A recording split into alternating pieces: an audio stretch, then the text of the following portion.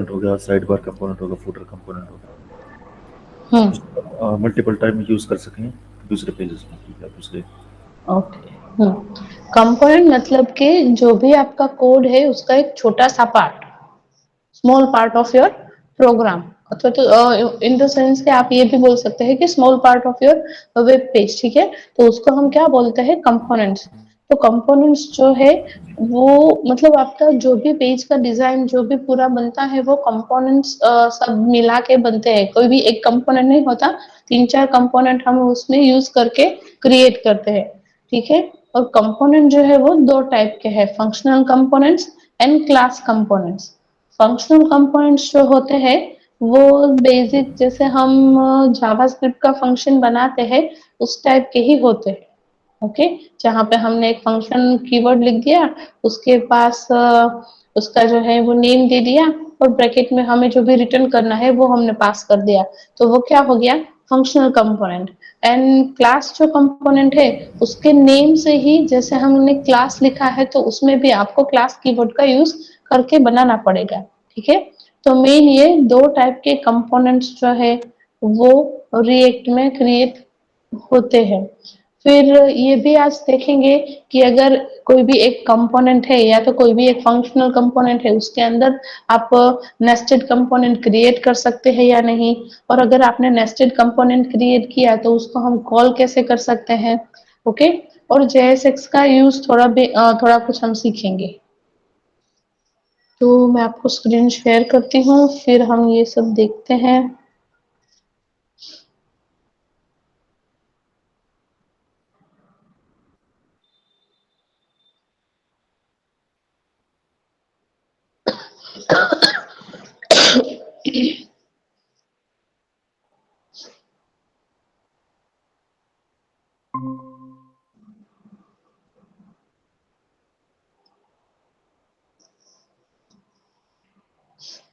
Okay, तो हमने जैसे देखा कंपोनेंट्स, तो टू टाइप के कंपोनेंट्स है, function components and class components, okay.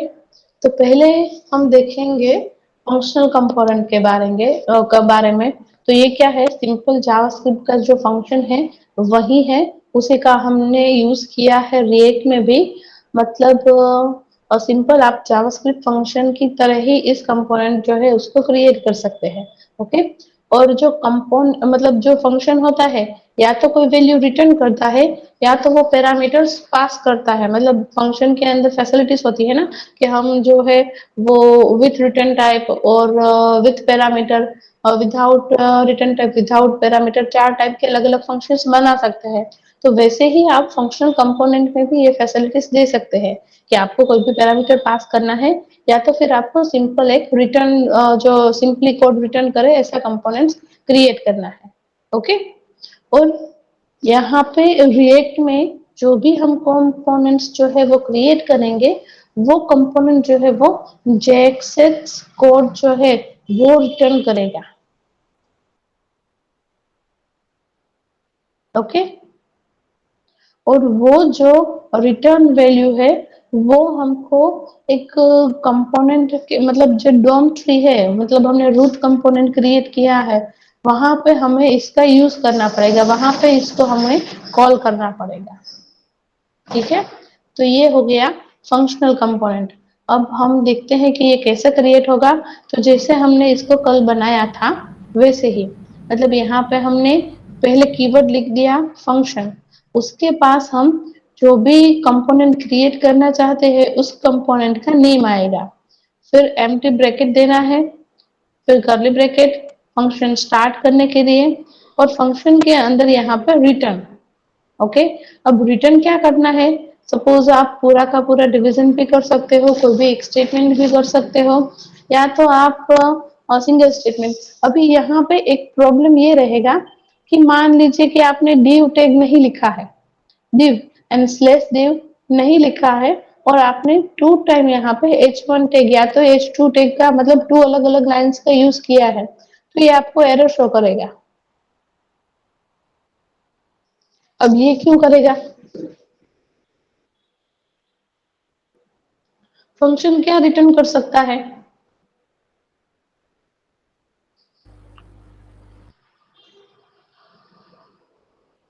Parameter या कोई वैल्यू?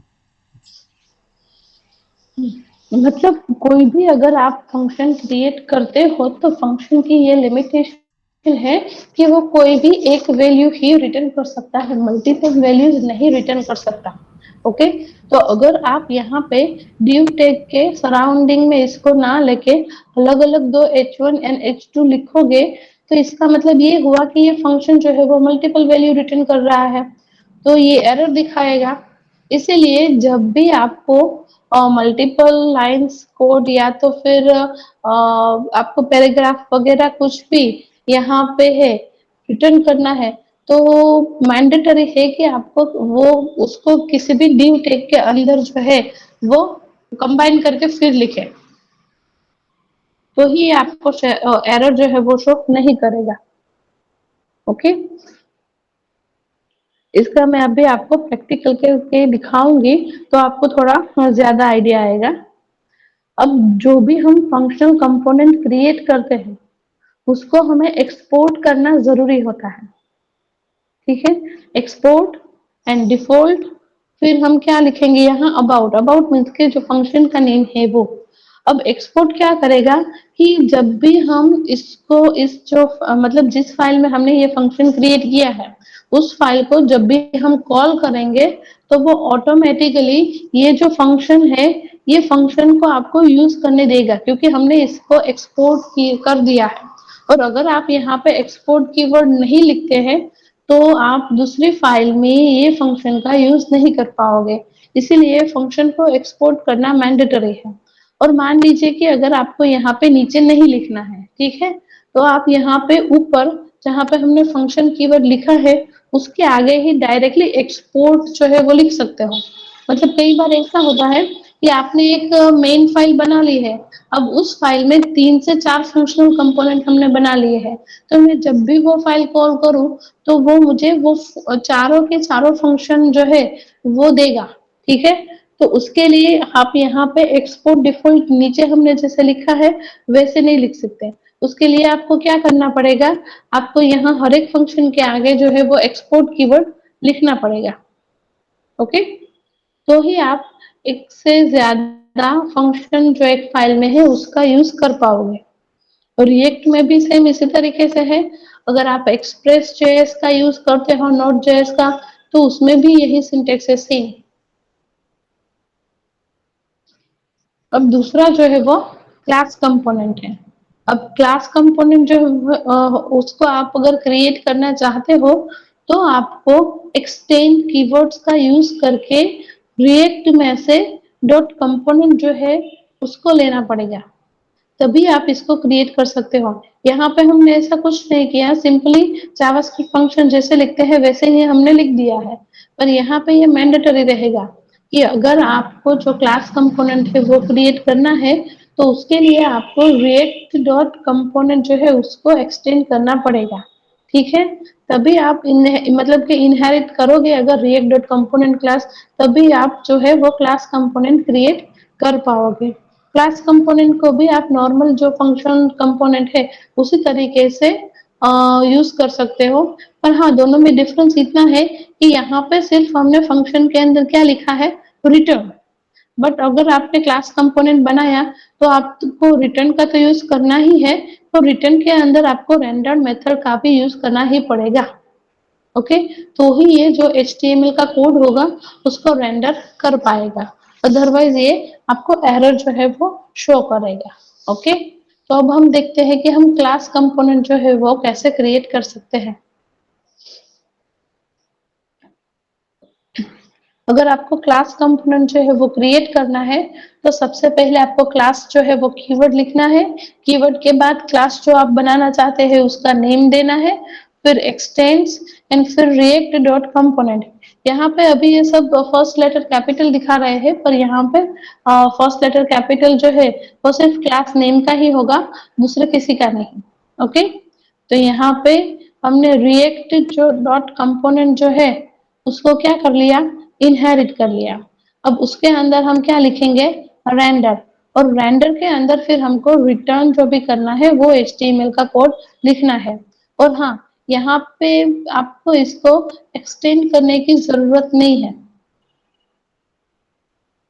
इसको कॉल करने का थोड़ा अलग मेथड है, वो मैं आपको दिखाऊँगी, ओके?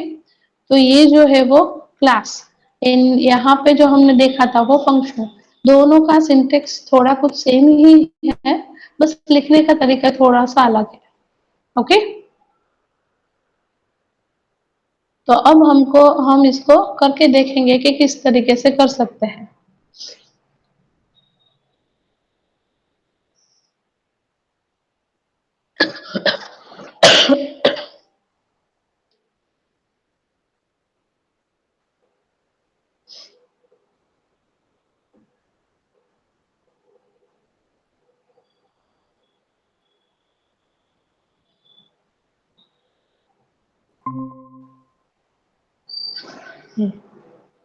ये जो हमने कल प्रोजेक्ट बनाया था ना,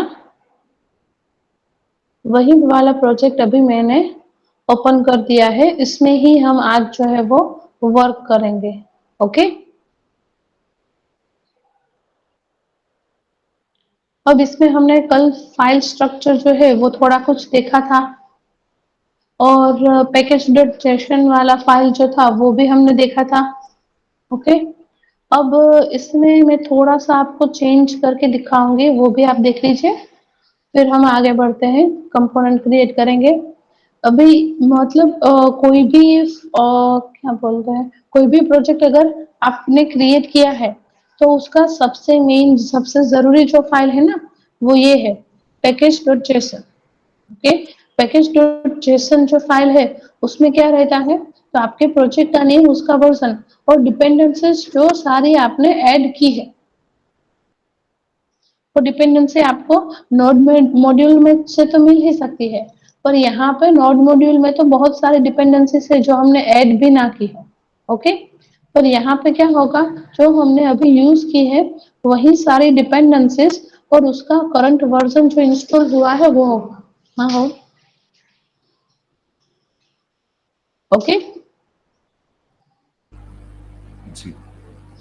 अभी हमने ये बोला था कि जब हम git ignore का यूज करेंगे, तो ये git ignore में हमने क्या किया है, नोड मॉड्यूल्स जो है उसको क्या कर दिया है, कमेंट कर दिया है, मतलब कि जब हम इसको git के ऊपर अपलोड करेंगे तो ये नोड मॉड्यूल्स जो है वो उसको इग्नोर करेगा, क्योंकि अगर आप मतलब इसको देखेंगे ना नोड मॉड्यूल्स को कि इसका साइज कितना है, तो वो साइज बहुत बड़ा होगा। अब इससे क्या होगा कि जब भी हम गिट का जो भी रिपोजिटरी है वो क्रिएट करेंगे तो उसका साइज बहुत बढ़ जाएगा, ओके? इसीलिए जब भी हम गिट हब में ये प्रोजेक्ट डालते हैं तो वहां पे नोड मॉड्यूल्स जो है उसको हम अपलोड नहीं करते। अगर आपने अपलोड नहीं किया तो फिर क्या करेंगे, मतलब कि मान लीजिए कि मैंने जो प्रोजेक्ट बनाया है वो प्रोजेक्ट का जिप फाइल बना के मैंने आपको दे दिया, ओके? अगर मैंने आपको दिया तो वहां पे ये नोड मॉड्यूल्स जो है उसके अंदर सारी डिपेंडेंसीज है तो सही, पर मैंने जो जो यूज किए हैं उसमें से वो आपको क्या करना पड़ेगा, इंस्टॉल करना पड़ेगा, ओके? तो उसके लिए आपको क्या लिखना है, सिर्फ npm इंस्टॉल, मतलब आप गिटहब में से या नेट पर से कहीं से भी रिएक्ट जेएस का कोई भी प्रोजेक्ट उठाते हो तो उसके साथ जो है वो नोड मॉड्यूल शायद आपको ना मिले। अगर नहीं मिलता है तो ये प्रोजेक्ट अगर आपने डायरेक्टली npm स्टार्ट लिख के रन किया ना तो वो नहीं चलेगा, ओके? तो उसके लिए आपको क्या करना पड़ेगा, यहाँ पे npm इंस्टॉल देना पड़ेगा। जब भी आप npm इंस्टॉल का यूज करोगे ना तो वो क्या करेगा, npm जो है, जहाँ पैकेज डॉट जेसन में जितनी भी डिपेंडेंसीज है ना वो ऑटोमेटिकली इंस्टॉल कर लेगा, जो जो भी डिपेंडेंसीज आपका प्रोजेक्ट चलाने के लिए मैंडेटरी है वो सारी, ओके?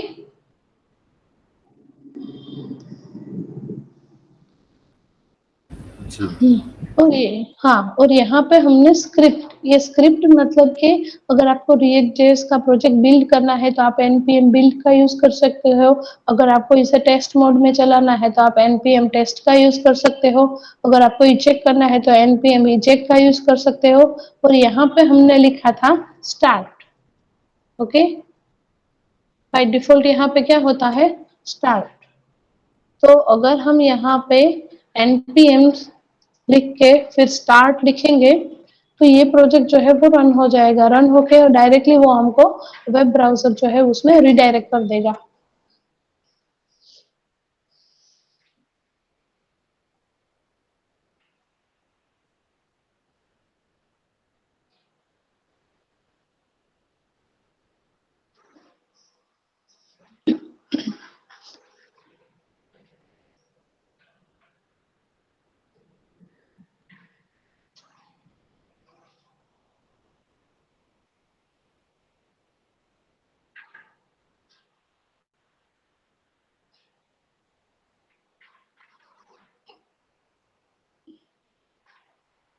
अब ये रन हो रहा है तो हमको रन करके क्या देगा, ये app.js में जो भी लिखा होगा वो।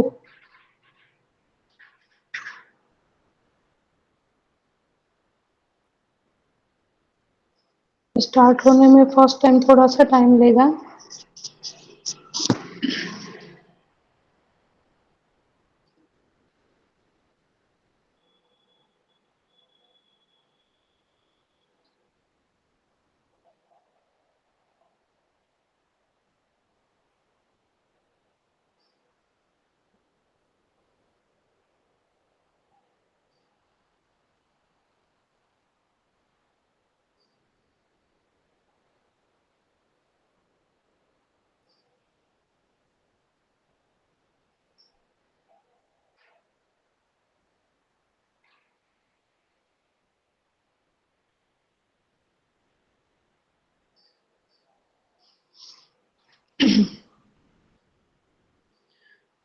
तो अभी हमें ये एरर जो है वो दिखा रहा है क्योंकि मैंने इसमें कुछ कोडिंग किया था इसके लिए।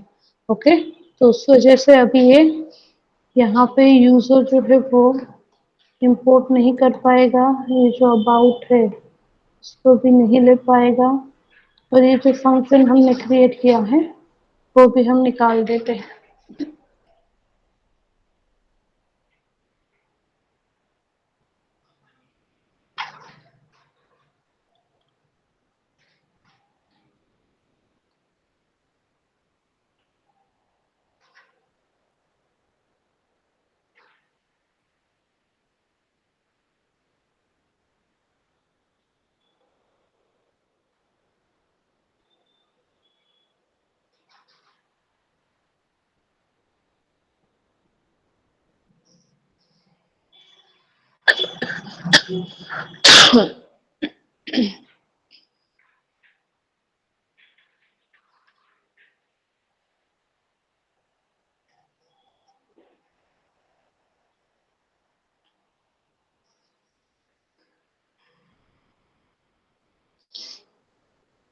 अभी यह कंपाइल कर रहा है।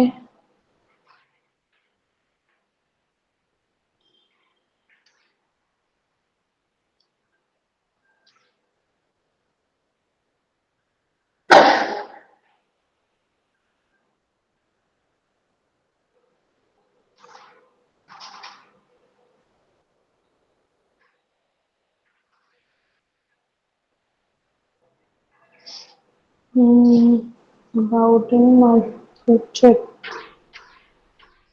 ओके, यहाँ index.js में भी ये अबाउट निकालना पड़ेगा क्योंकि ये मैंने फाइल्स जो है वो दोनों डिलीट कर दी थी, पर उसका यूज जो है वो वैसे ही रखा था, इसलिए हमें ये एरर जो है वो शो कर रहा है। ठीक है, अभी यहाँ पे कोई एरर नहीं है तो ये हमें क्या दिखा रहा है, कल हमने app.js में जो लिखा था वो, मतलब ये फंक्शनल कंपोनेंट हमने क्रिएट किया है, उसके अंदर रिटर्न दिया है, उसके अंदर डिवीजन क्लास जो नेम है वो दिया है, और उसमें हमने सिर्फ ये गुड मॉर्निंग पास किया है, तो वो हमें अभी यही दिखा रहा है। ओके, अब ये हमने कैसे किया, npm स्टार्ट जो है उसका यूज करके।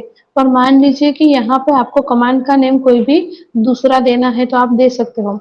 मान लीजिए कि हमने यहाँ पे लिख दिया my apps। ओके, और अगर ये जो मतलब अभी रनिंग मोड में है, इसको आपको स्टॉप करना है तो कंट्रोल सी, टर्मिनल में जाके कंट्रोल सी आप दे देंगे तो वो पूछेगा कि ये जो बैच जॉब है उसको आपको टर्मिनेट करना है, तो आपने वाई प्रेस करके एंटर दे दिया तो ये जो है वो स्टॉप हो जाएगा, जो रन हो रहा था वो। ओके, अब हमने कमांड क्या लिखा है यहाँ पे, तो हम यहाँ पे npm my app लिख देंगे। Okay, and then enter.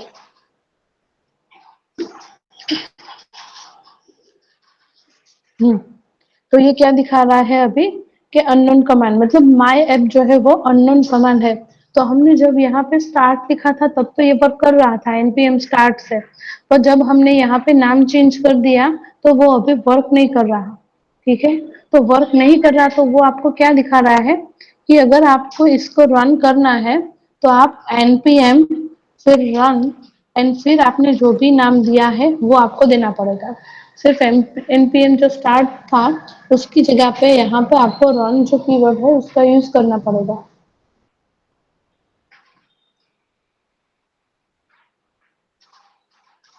Okay, अभी भी ये मिसिंग स्क्रिप्ट आपको दिखा रहा है, तो अब आपको क्या करना पड़ेगा, npm i यानी कि npm इंस्टॉल।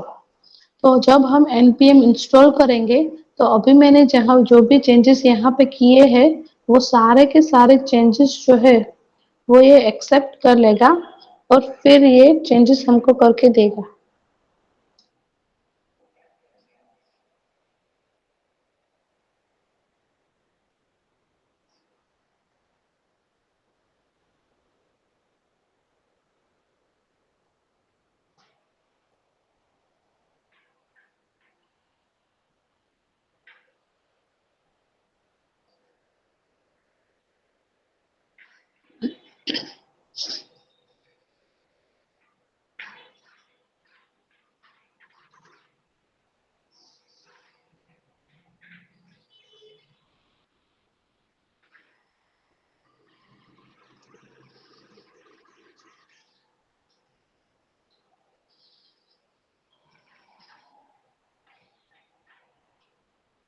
ओके, तो देखिए अभी हमने यहाँ पे npm run एंड myapp का यूज किया, तो ये जो रिएक्ट स्क्रिप्ट है वो क्या हो गया, स्टार्ट, मतलब कि आपको ये प्रोजेक्ट जो है वो एग्जीक्यूट करके यहाँ पे दे देगा। ठीक है, ये जरूरी नहीं है करना, पर अगर आप चाहो तो यहाँ से नाम चेंज करना चाहो तो कर सकते हैं। ओके,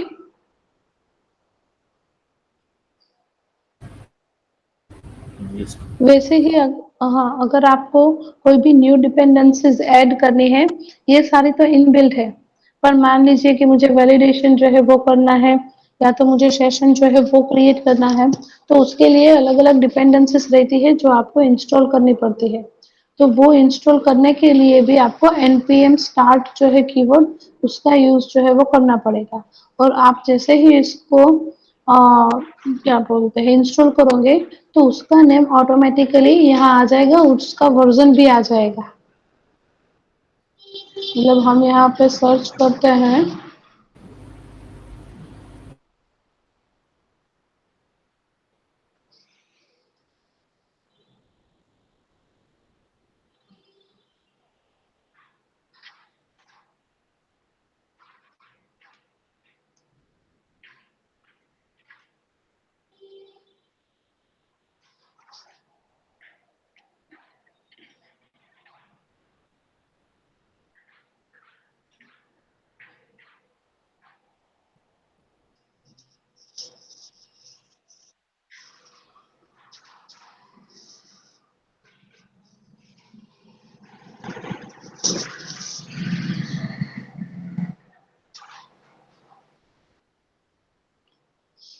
तो यहाँ पे देखिए रिएक्ट की वैलिडेशन डिपेंडेंसी है, उसके यहाँ पे टोटल कितने वर्जन्स है वो हमें दिखा रहा है, तो उसमें से जो भी वर्जन आप इंस्टॉल करना चाहे वो कर सकते हैं। आप सिंपल npm i और रिएक्ट वैलिडेशन का भी यूज कर सकते हो, और फिर अगर आपको जो इसका वर्जन है वो भी लिख सकते हैं। ओके, और डायरेक्टली ऐसे भी कर सकते हो, तो यहाँ से हम इसको कॉपी कर लेते हैं और इसका लेटेस्ट वर्जन ये है। तो हम दो तरीके से कर सकते हैं, डायरेक्टली हम इस कमांड का यूज करके इसको टर्मिनल में भी लिख सकते हैं npm i react validation। Okay, और अगर ये नहीं करना है हमें तो हम यहाँ पे रिएक्ट वैलिडेशन डिपेंडेंसी जो है उसका नेम लिख सकते हैं। मतलब कि हम यहाँ से लिख देते हैं कंट्रोल सी, फिर यहाँ पे हमने ये पेस्ट कर दिया।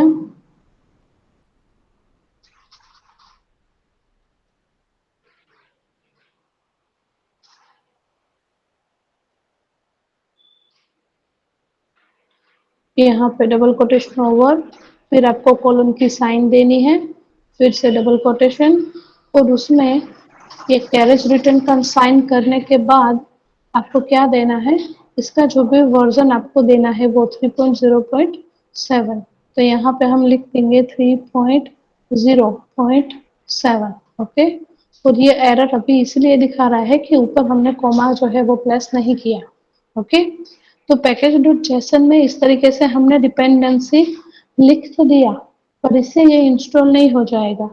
इसके लिए भी आपको यहाँ से पहले इसको टर्मिनेट करना पड़ेगा। टर्मिनेट करने के बाद npm i यानी कि npm इंस्टॉल देना पड़ेगा। तो अभी वो फिर से पैकेज डॉट जेसन में देखेगा कि कौन सी डिपेंडेंसी जो है वो इंस्टॉल नहीं हुई है, और वो फिर वो डिपेंडेंसी जो भी बाकी है उसको इंस्टॉल कर देगा।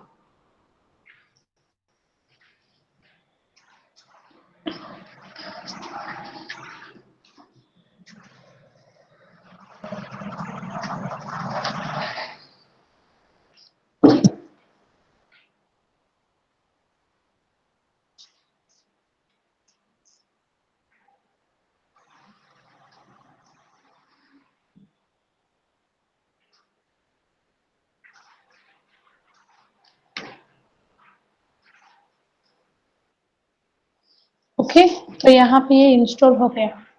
ठीक है, यहाँ तक क्लियर?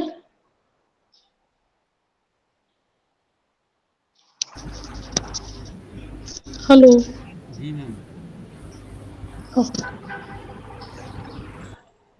तो अब हम जो ये कल हमने फंक्शनल कंपोनेंट क्रिएट किया था वहां पे आते हैं। मतलब हमारा जो फाइल हमने देखा था कि हम जब भी ये प्रोजेक्ट क्रिएट करते हैं कोई भी, तो index.js एंड app.js वो इनबिल्ट हमें बने हुए मिलते हैं। ओके, और ये app.js में ऑटोमेटिकली एक फंक्शन जो है वो क्रिएट किया हुआ हमें मिलता है। ओके, तो अगर आपको इस फाइल के अंदर ही दूसरा फंक्शन क्रिएट करना है तो वो आप क्रिएट कर सकते हो और उसे कॉल भी कर सकते हैं। तो वो हम कैसे करते हैं, यहाँ पे मतलब ये ऑलरेडी जो फंक्शन है उसके अंदर फिर से हमने फंक्शन लिख दिया। फिर आप फंक्शन का जो भी नाम देना चाहते हैं मतलब कंपोनेंट का वो दे सकते हो, और उसके बाद हमें यहाँ पे रिटर्न, जो भी आपको रिटर्न करना है वो आप दे सकते हो। रिटर्न में मान लीजिए कि सपोज हमने यहाँ पे h1 टैग ओनली दे दिया /h1।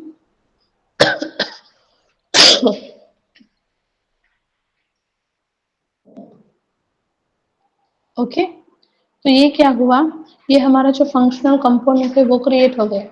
पर अभी ये जो है वो हमें ब्लर दिखा रहा है इसका नेम, क्योंकि हमने इसका किसी भी जगह पे यूज नहीं किया। तो यूज करने के लिए आपको क्या करना पड़ेगा कि यूज करने के लिए इसको हमें टैग में लिखना पड़ेगा यहाँ पर। ओके, सेम हमने जैसे कब यूज किया था वैसे ही हम यहाँ पर कर सकते हैं। फिर इसको हम सेव देके और रन कर लेते हैं प्रोजेक्ट को।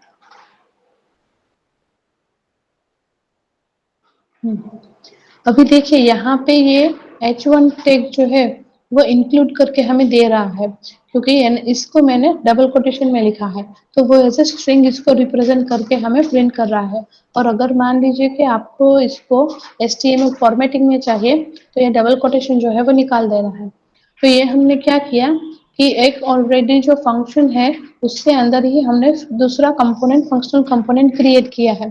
तो इसको क्या बोलते हैं, नेस्टेड कंपोनेंट्स। ओके, जब ऑलरेडी एक कंपोनेंट किया हुआ हो क्रिएट, उसके अंदर हम दूसरा कंपोनेंट क्रिएट करते हैं, तो उसको नेस्टेड कंपोनेंट कहा जाता है।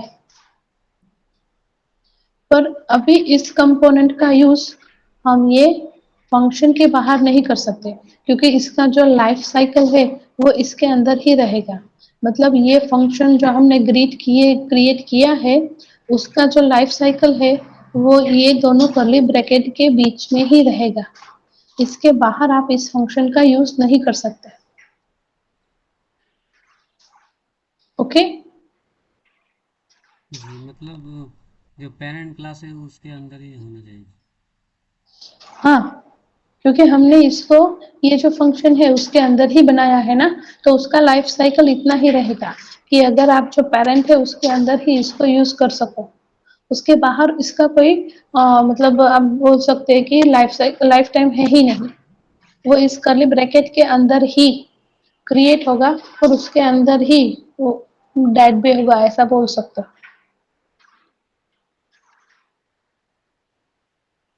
ठीक है, तो ये क्या हो गया, नेस्टेड कंपोनेंट्स।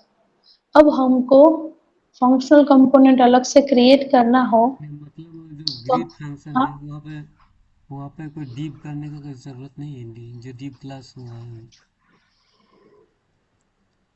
क्या करने का। मतलब जो ग्रीट फंक्शन, नेस्टेड हाँ फंक्शन जो हाँ, है ना, ग्रीट फंक्शन के हम्म, अंदर डीप डीप जो टैग है ना उसको यूज़ करने का ज़रूरत नहीं है।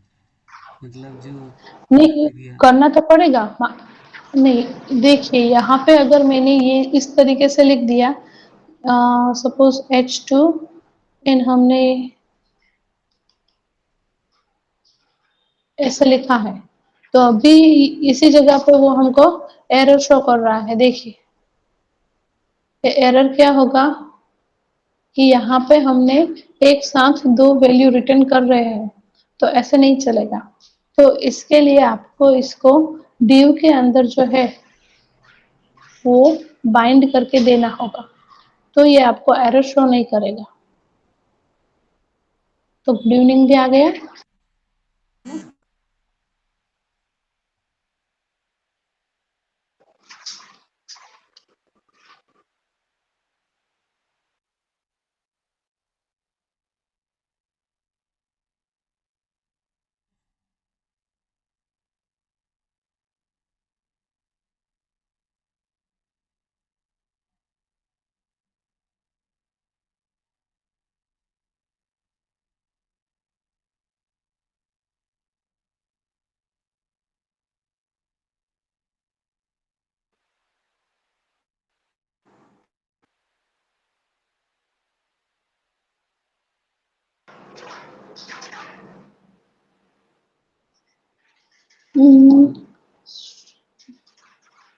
हेलो।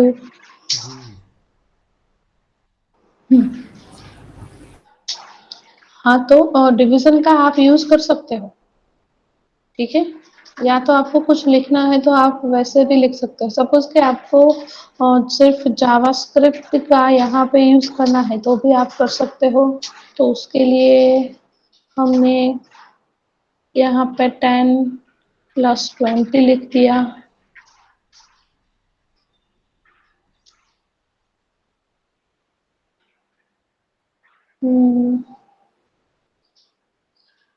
अनरिच्ड कोड नहीं चलेगा यहाँ पे। मतलब सिंपल हम ऐसे भी लिख सकते हैं डबल कोटेशन में। अगर हमको HTML टैग का यूज नहीं करना है तो, अगर HTML टैग का यूज करना है तो आप इसके अंदर बाइंड करके उसे लिखिए तो भी चलेगा।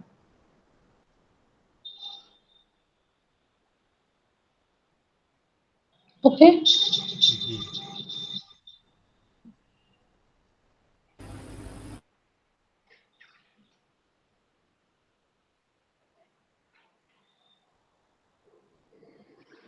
अभी हमने इसको क्या किया, कमेंट दे दिया सबको।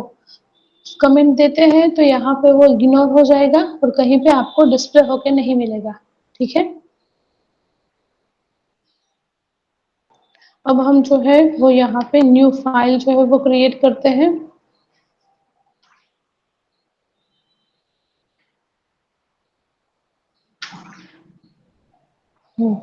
यहाँ पे हम फंक्शन जो है वो आप लोग से एक फंक्शनल कंपोनेंट क्रिएट करके देखते हैं कि हमने यहाँ पे लिख दिया फंक्शन यूजर, ओके। फिर रिटर्न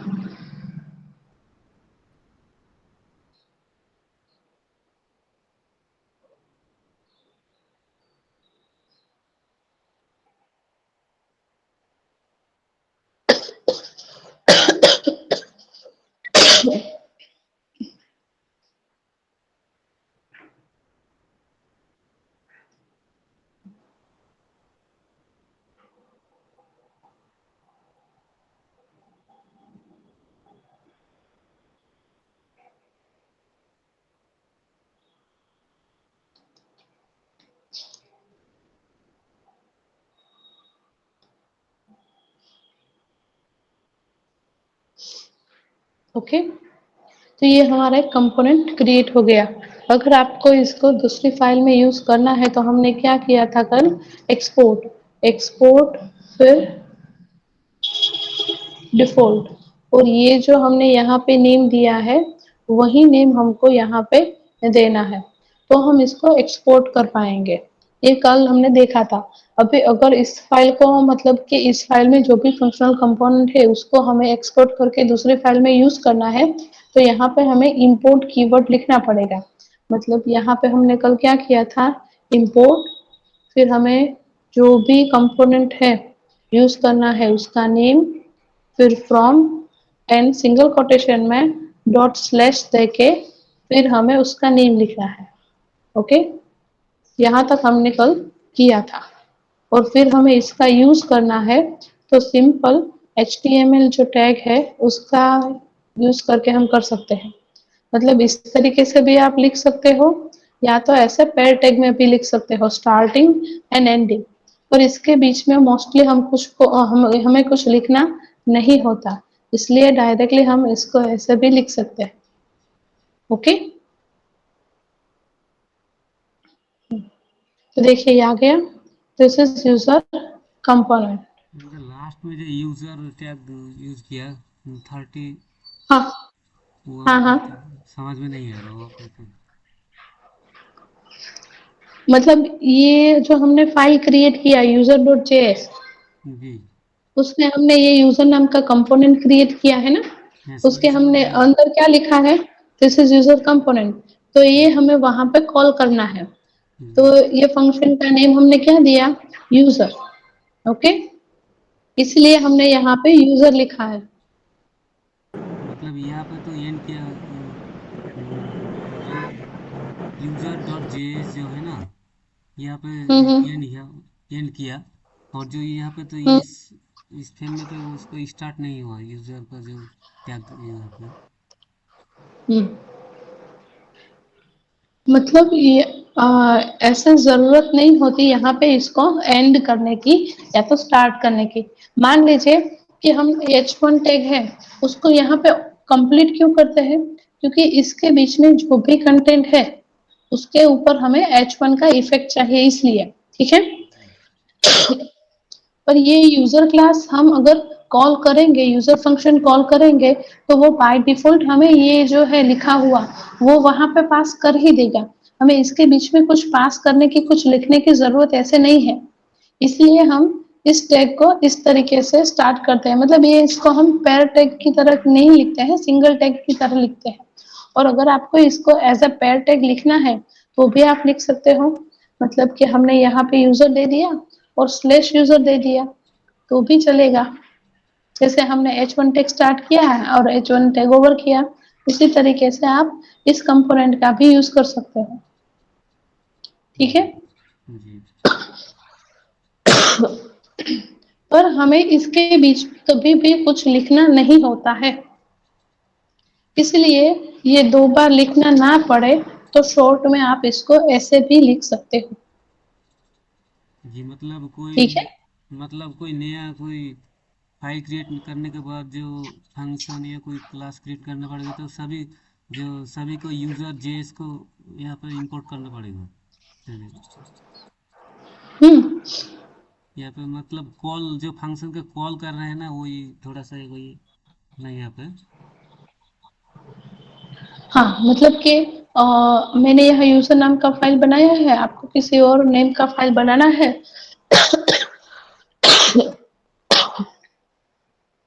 मतलब आपने यहाँ पे अगर होम होम नाम का फाइल बनाया है, ठीक है, होम पेज आप क्रिएट कर रहे हो। 1 मिनट।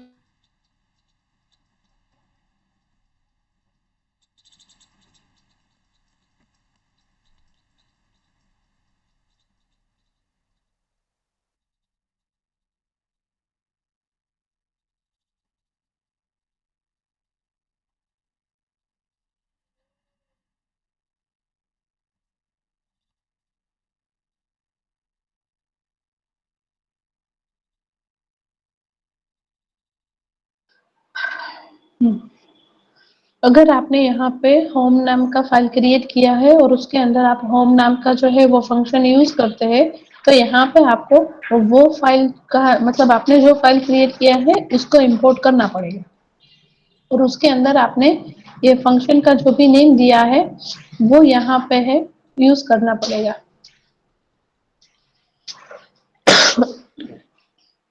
ओके। जी हाँ।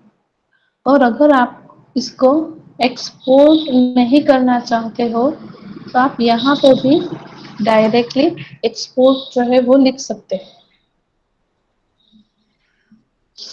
अब हमने इस तरीके से लिखा तो ये हमको क्या दिखा रहा है, एरर दिखा रहा है। तो इसके लिए आपको एक काम करना पड़ेगा कि ये जो हमने यूजर लिखा है उसको आपको कर्ली ब्रेसेस में देना पड़ेगा, तो अभी ये आपको एरर जो है वो शो नहीं करेगा।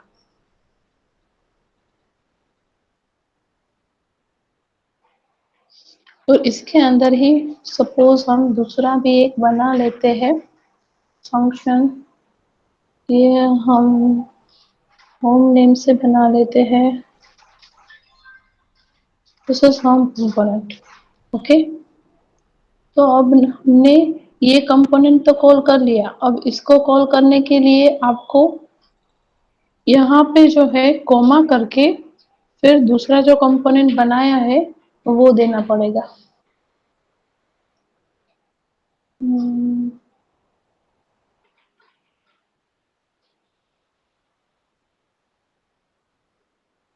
हम्म, और यहाँ पे आप इसको यूज कर सकते हो। ठीक है। तो वो यूजर वाला भी दिखाएगा, होम कंपोनेंट भी दिखाएगा, मतलब एक ही फाइल में हमने अलग अलग 2 कंपोनेंट्स बना लिए हैं, दोनों को हमने एक्सपोर्ट दे दिया है। तो अब आपको इस दोनों को यहाँ पे इंपोर्ट स्टेटमेंट में लिखना पड़ेगा कर्ली ब्रेसेस में, तभी आप उस दोनों का यहाँ पे यूज कर पाओगे।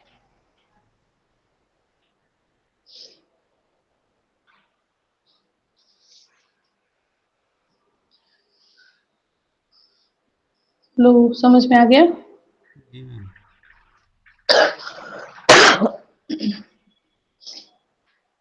तो ये था फंक्शनल कंपोनेंट। अब हम क्लास कंपोनेंट अगर क्रिएट करना चाहते हैं तो हमें यहाँ पे मतलब हम एक एक्स्ट्रा फाइल जो है वो क्रिएट कर लेते हैं एसआरसी में, और उसका नेम हम क्या देंगे, कॉन्टेक्ट ऑफ चेस। ठीक है।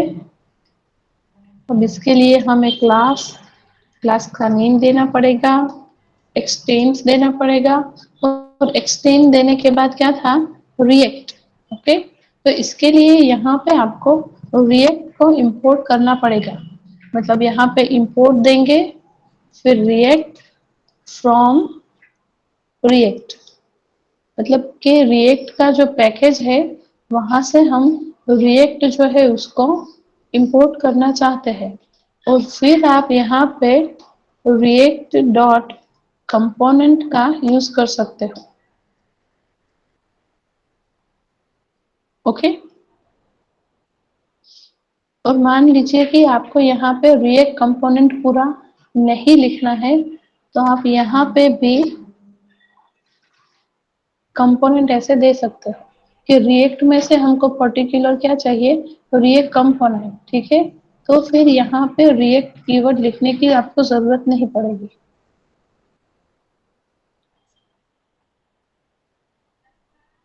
ठीक है।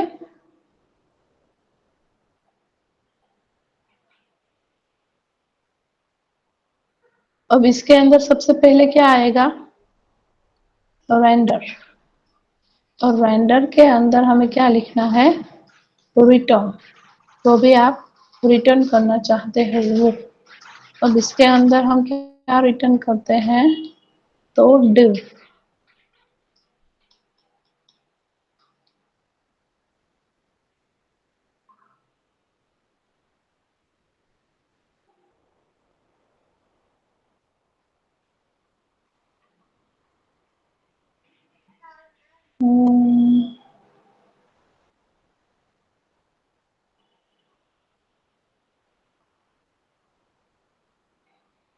एक मिनट, हाँ ये रेंडर में कुछ दिखा रहा है।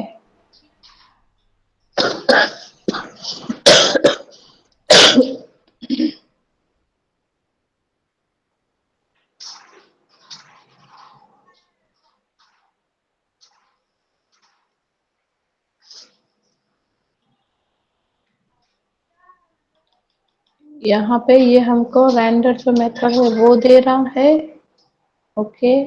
फिर इसके अंदर जो है हम रिटर्न का यूज कर सकते हैं, और रिटर्न में हमें जो भी रिटर्न करना है वो हम लिख सकते हैं। हम्म,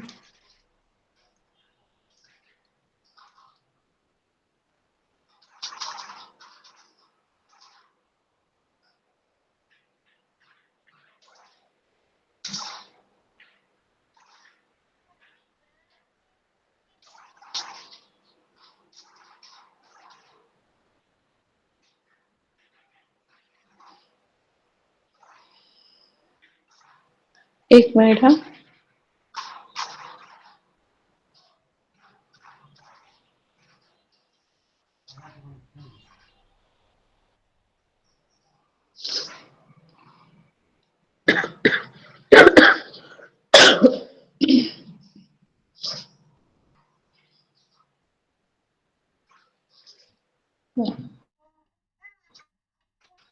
यहाँ पे हमने सिंटेक्स किया है इसलिए,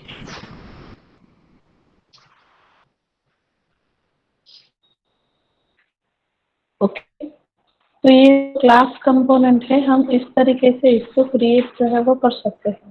क्लास कीवर्ड देना है, फिर कंपोनेंट का नेम, फिर आपको एक्सटेंड करना है।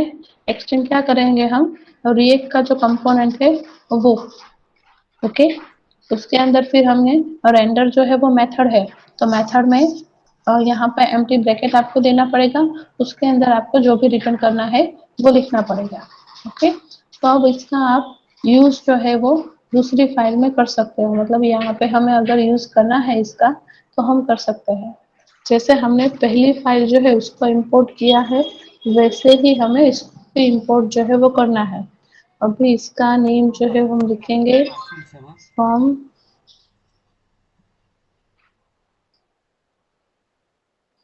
ओके। तो जहाँ पे हम हमें इसको यूज करना है, सिंपल सेम हमने फंक्शन कंपोनेंट किया था वैसे ही। पर इसमें भी आपको एक्सपोर्ट डिफॉल्ट जो है वो लिखना पड़ेगा।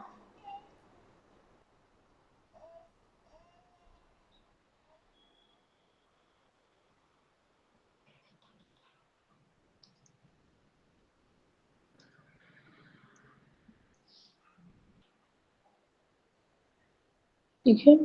तो ये क्लास कंपोनेंट जो है वो, ये दोनों हमने फंक्शनल कंपोनेंट क्रिएट किए और ये जो वाला जो है वो क्लास कंपोनेंट हमने जो क्रिएट किया वो, ठीक है।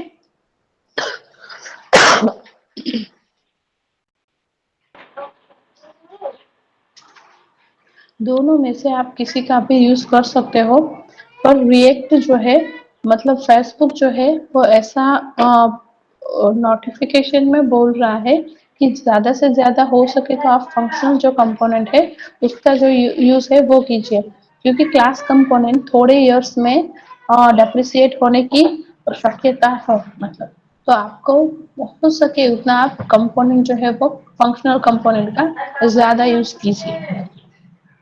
ओके।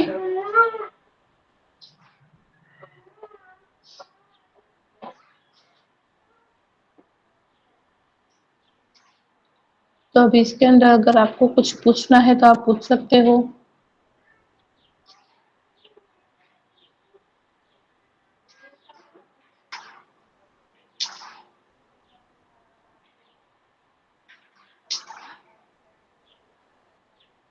हेलो।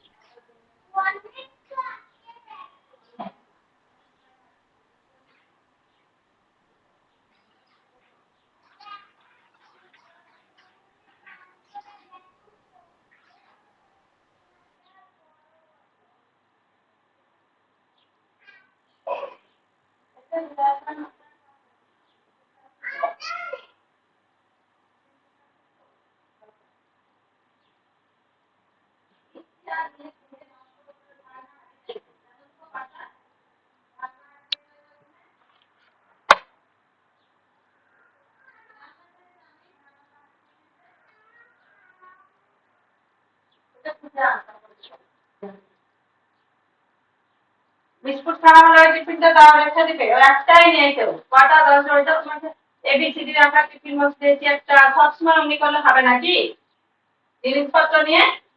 ওই তো দিয়েছে একটি ফটো, খালি ঝামেলা সবসময়। দাও বিস্কুট খাওয়া হলো দাও, ওই তো দুটো টিফিন লাইন আসবে, একটাই অমনি খেলে ওইটাই করো, দিয়ে দেন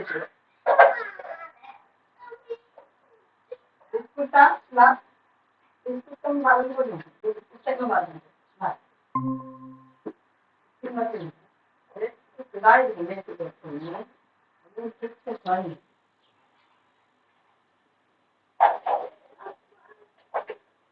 जिनिस बोलिबे सॉरी बोले लाइट चली गई। हां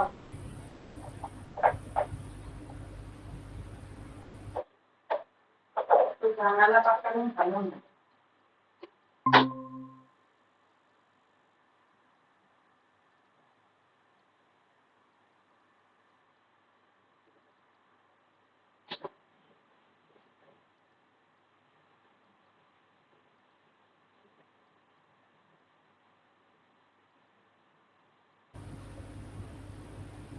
आपकी आवाज नहीं आ रही।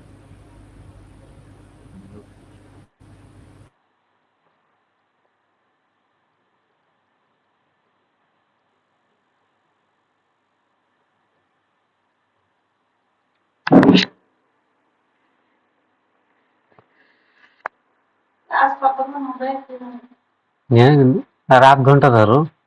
এটা তো আগে হ্যাঁ। আগে হুম।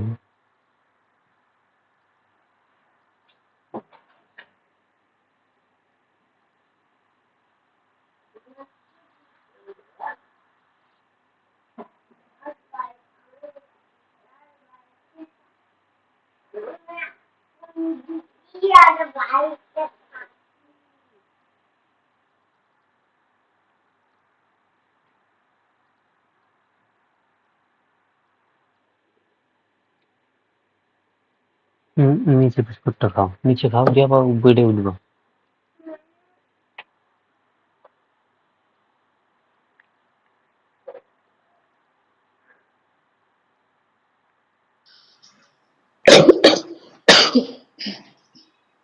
हेलो। जी मैम, हम्म, वो लाइट चल रही हाँ है तो थोड़ा। अगर हाँ हाँ ठीक है। अगर हमें मतलब हमने फंक्शनल कंपोनेंट जो बनाया वो आपने देख लिया था ना। जी जी मैम, मैंने हाँ, जो यूज़र का बना हुआ था आपने जो इंपोर्ट किया था और उसको हम्म, एक्सपोर्ट किया था वो देख लिया था, कॉल किया था। ठीक है। ओके। यूजर में हमने ये दो बनाए थे और दोनों को यहाँ पे कॉल किया था। ठीक है। User and home.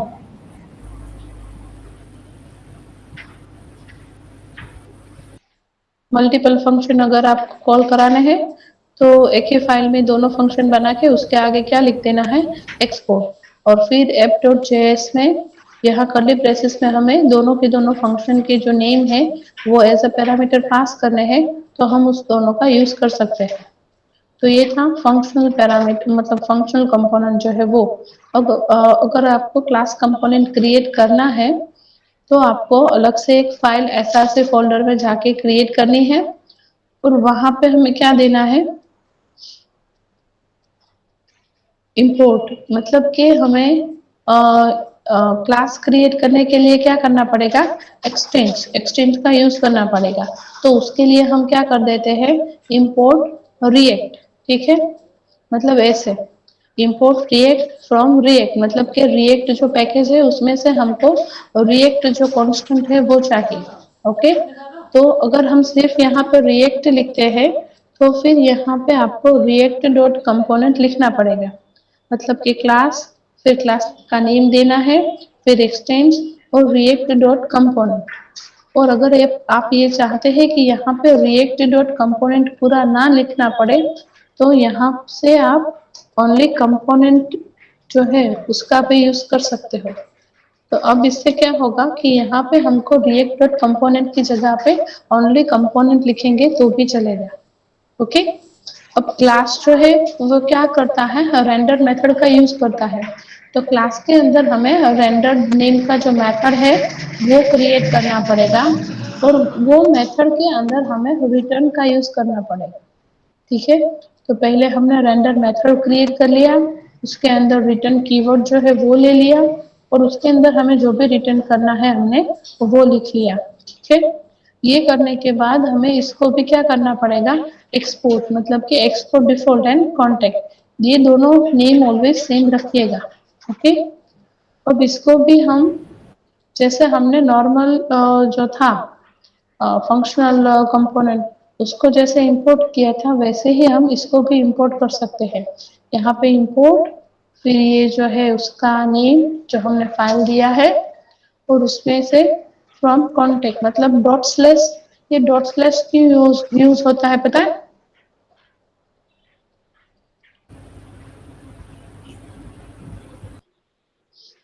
Dot slash का मतलब ये है कि वो ये जो सारी फाइल है, हाँ, पेरेंट फोल्डर से बाहर है ना वो वाला। मतलब सारी की सारी एक ही फोल्डर में है ना, इसलिए हम डॉट स्लैश लिखते हैं क्योंकि सारे एक ही फोल्डर में है। अगर आपने अलग अलग डायरेक्टरी स्ट्रक्चर में लिखा होता तो आपको यहाँ पे डॉट डॉट स्लैश देना पड़ता।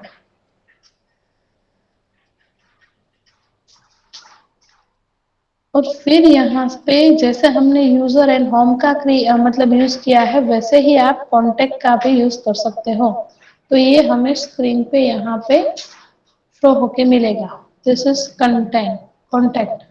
तो हमने सिंपल कंपोनेंट दो बनाए, मतलब फंक्शनल कंपोनेंट जो है वो हमने दो क्रिएट किए और फिर हमने एक क्लास कंपोनेंट किया और दोनों का यूज हमने यहाँ पे किया है।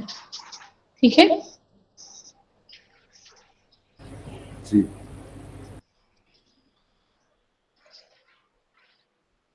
और ज्यादा से ज्यादा हो सके वहां पे आप फंक्शनल कंपोनेंट का ज्यादा यूज कीजिएगा क्योंकि क्लास कंपोनेंट जो है वो थोड़े टाइम में डेप्रिसिएट हो जाएंगे, मतलब कि इसका जो यूज है वो बंद हो जाएगा। तो इसीलिए बेटर ये रहेगा कि आप फंक्शनल कंपोनेंट ज्यादा बनाएं और उसका ही यूज करें। जी।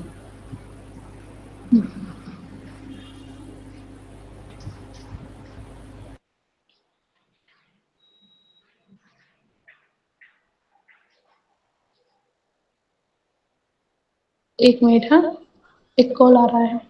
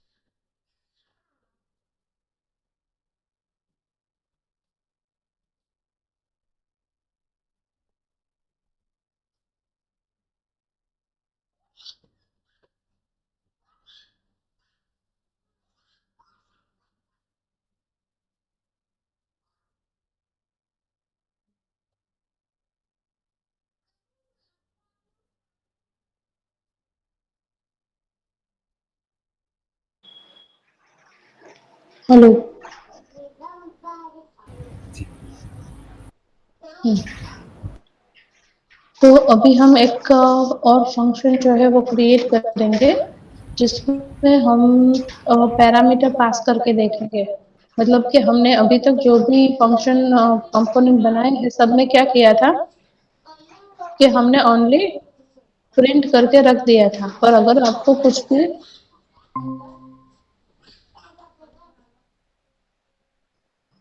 पैरामीटर उसमें पास करने हैं, तो आप किस तरीके से पास कर सकते हैं वो हम देखेंगे। ओके, यहाँ पे हमने लिख दिया फंक्शन। फिर फंक्शन आप जो भी नेम का अ, देना चाहते हो वो लिख सकते हो। हम्म, हम कॉन्टेक्ट नेम का ही बनाते हैं।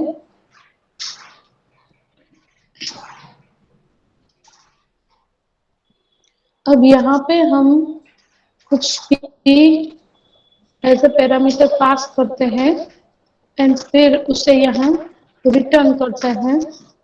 मतलब हमने रिटर्न किया यहाँ पे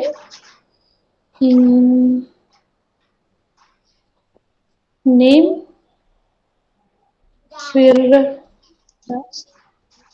यूजर डॉट नेम,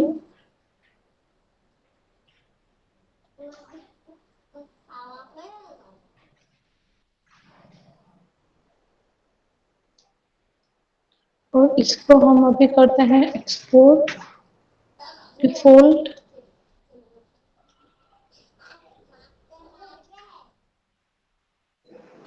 ठीक है,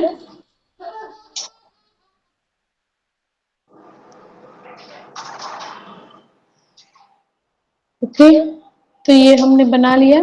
अब यहाँ पे हमने जो पैरामीटर दिए हैं तो वो हमें कहीं से पास तो करना पड़ेगा ना इसके अंदर। तो हम वो कहाँ पे बना सकते हैं, यहाँ पे, मतलब हम यहाँ पे बना लेते हैं const यूजर इक्वल टू, फिर हम इसके अंदर डेटा जो है वो देते हैं, सपोज नेम, तो उसका नेम हम देते हैं हम्म,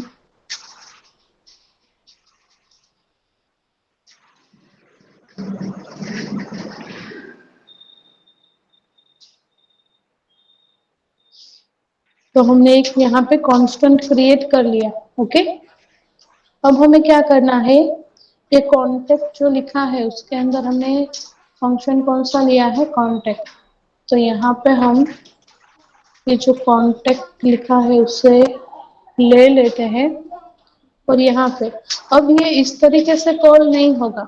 जब हम किसी भी फंक्शन में पैरामीटर पास करते हैं तो उसे कॉल करने के लिए हम कर्ली ब्रैकेट का भी यूज कर सकते हैं, मतलब कि यहाँ कर्ली ब्रैकेट और उसके अंदर हमें क्या करना है, कॉन्टेक्ट, और यहाँ पे हमें एज ए आर्ग्यूमेंट जो भी हमने ये कांस्टेंट बनाया है वो हम पास कर देते हैं। ओके, अब यहाँ पे हम देखेंगे तो देखिए ये क्या दिखा रहा है, नेम, एंड जो नेम का वैल्यू था वो। ओके, क्योंकि हमने यहाँ पे सिर्फ क्या प्रिंट कराया है, नेम देके फिर उसका यूजर डॉट नेम ही पास कराया है। वैसे ही अगर आपको इसके साथ इसका जो लास्ट नेम है वो भी प्रिंट करना है तो आप दे सकते हो।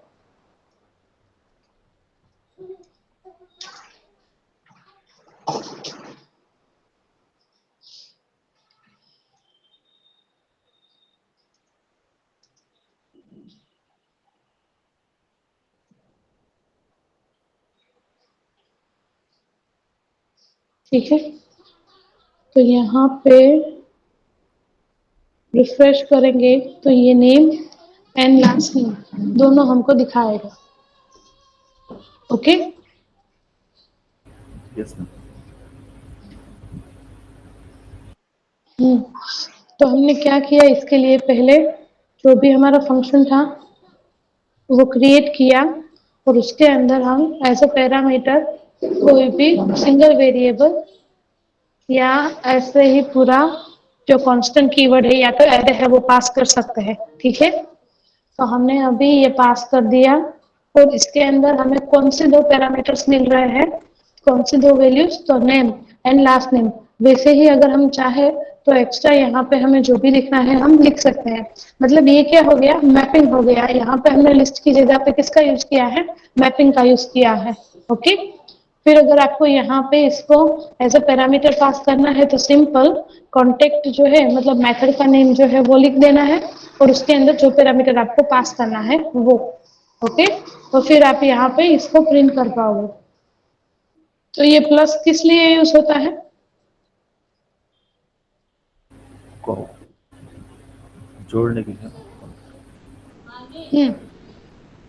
मतलब कि ये जो हमारी स्ट्रिंग है उसके साथ ये जो वेरिएबल है उसका वैल्यू कॉन्केट करने के लिए हम प्लस जो है उसका यूज करते हैं।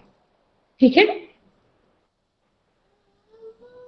और अगर मान लीजिए कि सिर्फ आपको नेम ही शो करना है तो यहाँ से आप इक्वल टू वाला पार्ट जो है वो निकाल दीजिए। ठीक, सिर्फ हम इतना ही रखेंगे तो वो हमें पूरा नेम ऐसे ही शो करके देगा। और अगर इसमें भी आप HTML फॉर्मेटिंग चाहते हैं तो आप यहाँ से दे सकते हो। मतलब यहाँ पे हमने H1 टैग दे दिया, यहाँ से H1 नहीं, यहाँ पे हमने B टैग दे दिया, यहाँ से B टैग ओवर कर दिया बीटेक के बाद नेम अगर हमें इटालिक फॉर्मेट में चाहिए तो हमने यहाँ पे आईटेक दे दिया, फिर यहाँ पे इस आईटेक को ऊपर कर दिया, फिर से यहाँ पे बीटेक,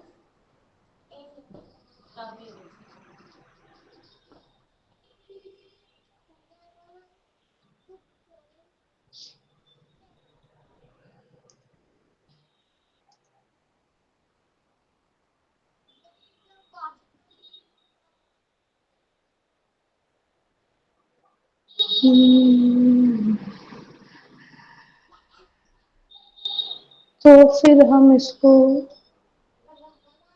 ऐसे नहीं लिख पाएंगे।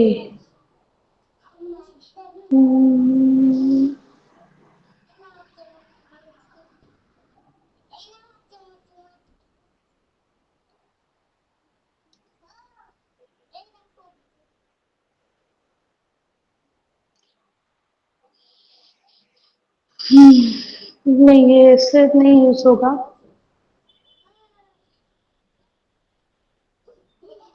इसके लिए मेथड थोड़ा चेंज होता है, वो मैं आपको फिर दिखा दूंगी। और अगर आप ये चाहते हो कि आपको कैलकुलेशन करना है तो आप कैलकुलेशन भी यहाँ पे कर सकते हो। मतलब हम यहाँ पे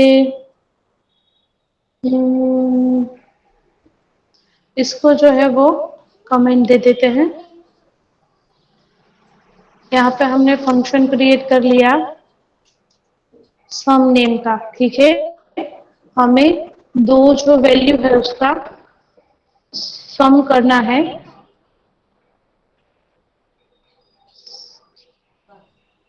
ओके, यहाँ पे हम मेथड का नेम लिख देते हैं, फिर app.js में जाके जहां पे हमें कांटेक्ट लिखा है ना उसकी जगह पे हमें क्या लिखना पड़ेगा, सम, क्योंकि हमने अभी हमारे पास यहाँ पे क्या है मेथड, उसका नेम यहाँ पे लिखना पड़ेगा आपको। फिर यहाँ से हम दो वेरिएबल डिक्लेयर करते हैं। ओके,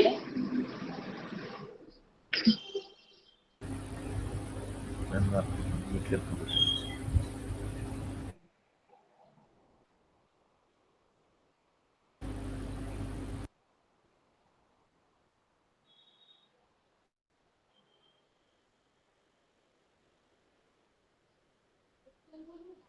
हेलो,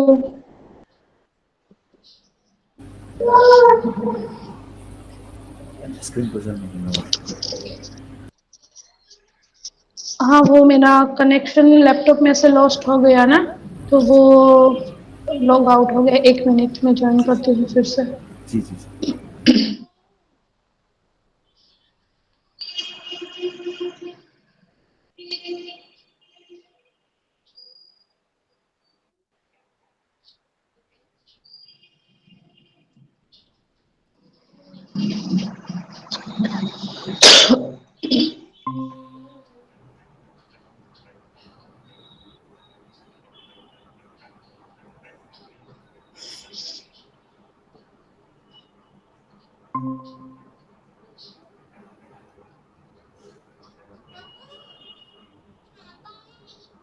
हम्म,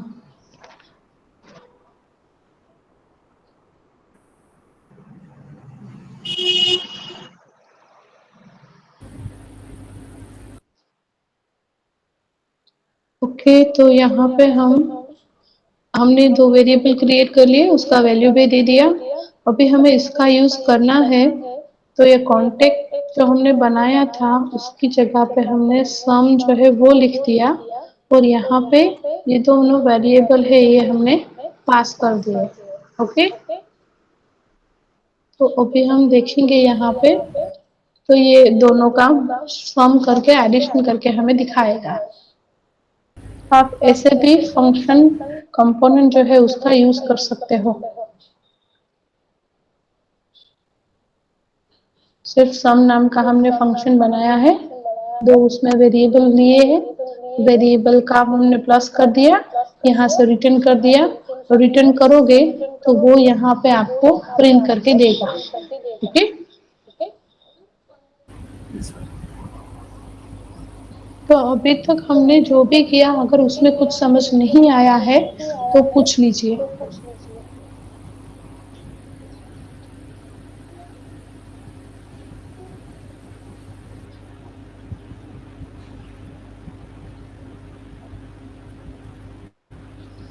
पूछना है कुछ, डाउट्स है कुछ? मैं